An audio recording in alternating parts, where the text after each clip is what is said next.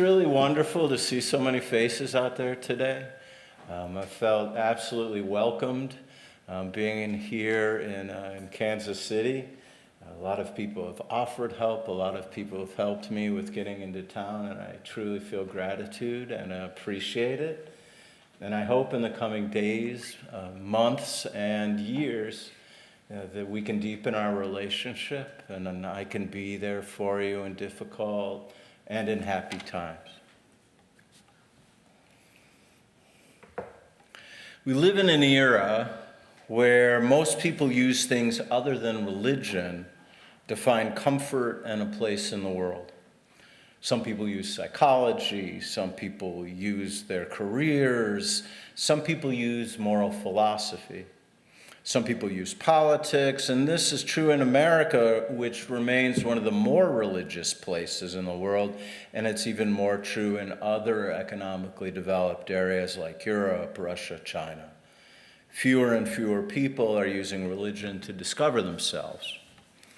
One of the consequences of this move away from religion is that more and more people see their lives as a growth process.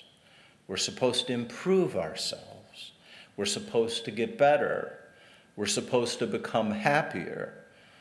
We have psychology and business to thank us for this idea. Other things as well. Psychology tells us that we can never become completely whole, but we can become more whole, we can become happier, and we can become better. I should add that it costs a lot of money. It takes work and a good amount of money using a therapist to help you with this self-improvement, but we can become better people. And business is based upon growth. Your businesses always have to be growing and changing if they're going to survive, much less thrive. The American economy has growth as its premise. And this approach to business leaks into our attitudes about ourselves. We must constantly be growing and getting better. While much of the Jewish tradition, in particular the Kabbalistic tradition, the mystical tradition in Judaism, is different, we're not necessarily supposed to become better people.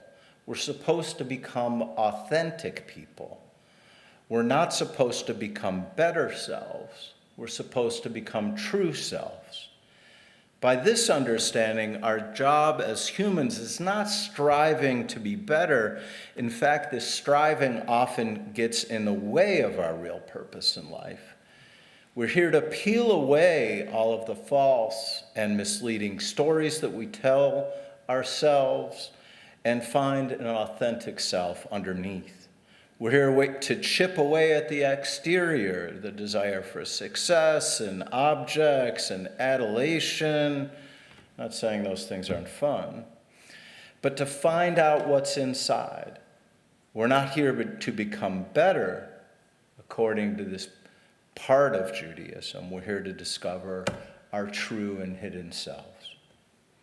The Baal Shem Tov, who's the father of the Hasidic tradition, reminds us of this in his commentary to this week's Torah portion.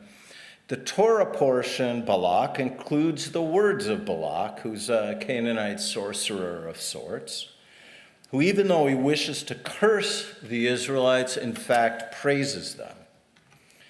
The opening of these words of praise, Ma tovu ohalecha Yaakov mishkinotecha Yisrael, how lovely are your tents, Jacob, your dwelling places, Israel, are a part of the Saturday morning service and have become a part of the Jewish vernacular.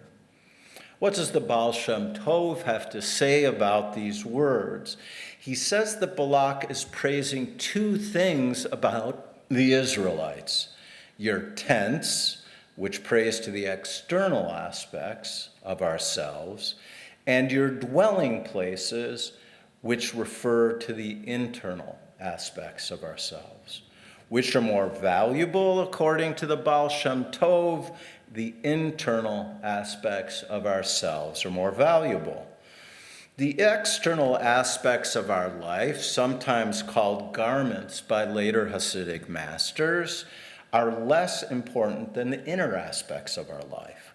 What are these external aspects? I've mentioned a few already. They're what people think about us, that warm feeling when someone compliments us. They're the things that surround us, the objects that give us true pleasure or fleeting pleasure. They're the chocolate chip cookies of the world. The Baal Shem Tov does not deny that these things give us pleasure. He emphasizes that there's something else inside of us that gives a deeper and longer lasting contentment. And if that's the case, how do we find this authentic self? How do we get that contentment that the Baal Shem Tov is pointing us towards? To answer that question, I'm going to look at two other rabbis that influenced the Baal Shem Tov, and one who was influenced by, the Baal Shem Tov. First, Rabbi Isaac Luria talks about this in theoretical terms. According to him, we all have intellectual qualities to ourselves. And this intellectual quality could rest in a number of places. It could rest in our emotions, which connects us to a more centered type of emotionality. And when that's the case, our emotions are not ruling over our decisions. We all know how that goes. Decisions made from emotion are rather hit and miss proposition. Instead, this intellectual quality dwelling in a more refined aspect of our emotions allows us to observe them, allows us to make choices about them, and clearly we make better decisions when this is true. According to Rabbi Luria, using our intellect in this manner to observe our emotions, to make good decisions about them, good choices, reveals an inner aspect of ourselves. It strips off the garments of our soul. Using our minds in this way reveals a hidden essence of our being, and he calls it inwardness, pnimut. That's all well and good, but how do we move this intellect from the less refined to the more refined? And for an answer to this question, I'll turn to Rabbi Shneur Zalman of Liadi.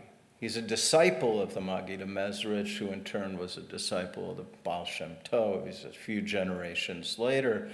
And he teaches that contemplation is the key. We all should contemplate the infinity of the divine, the absolutely unexplainable, ineffable aspect of the world, the part that we'll never understand. We contemplate that. And when we do this, we put our mind in the right place, and these garments that surround us strip away.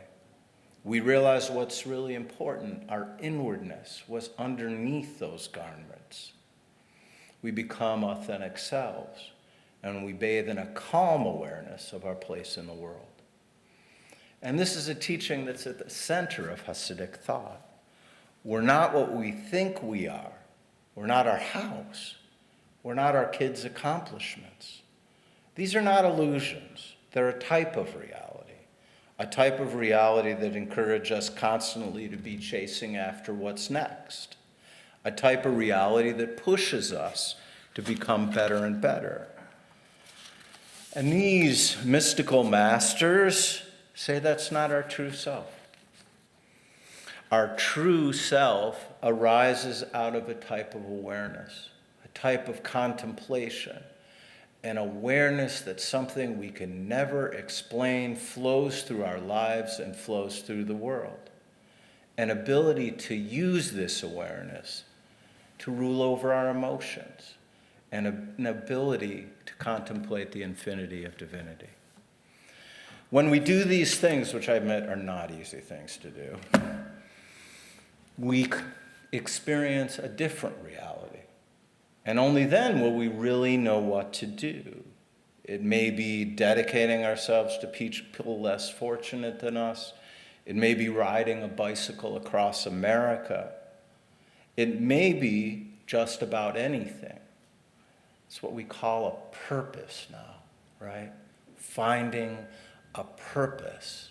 There's another Hasidic, well, it's not a Hasidic master, it's in Reshit Chochmah, another 16th century text that says that each person has one thing that they're meant to do during their life.